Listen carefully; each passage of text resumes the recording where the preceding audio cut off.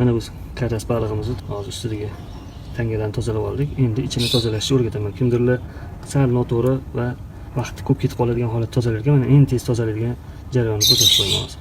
Karasni ushlab, shunda bossanglar, qondan ozgina bossanglar, o'zi ham jabrasini ochib beradi mana. Yopilib turgan jabrani bossanglar, saqlangan mana ochildi. Mana jabran tegini olamiz mana. Olamiz va bundoq qilsanglar o'zi mana chiqib keladi o'zi. Kallasini Allohu akbar uzib tashlaymiz. Keyin mana bu joyini ko'pchilik tozalamaydi. Tozalash qiyin karasi. Shunda o'tini ham mana yengil darajada olib tashlaymiz. Mana. Olib tashlaymiz. Har doimgidek qulamliklarni kimdirlar olib tashlaydi, kimdirlar qoldiradi. Hozir olib tashlash holatini ko'rsataman men.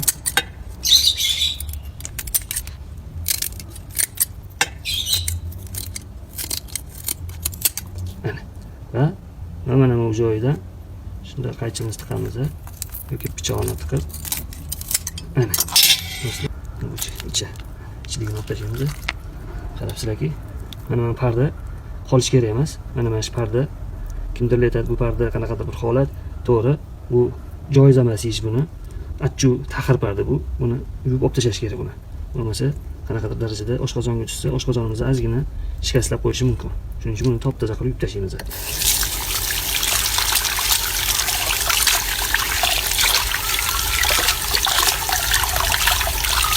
Sizlarga top-toza karas.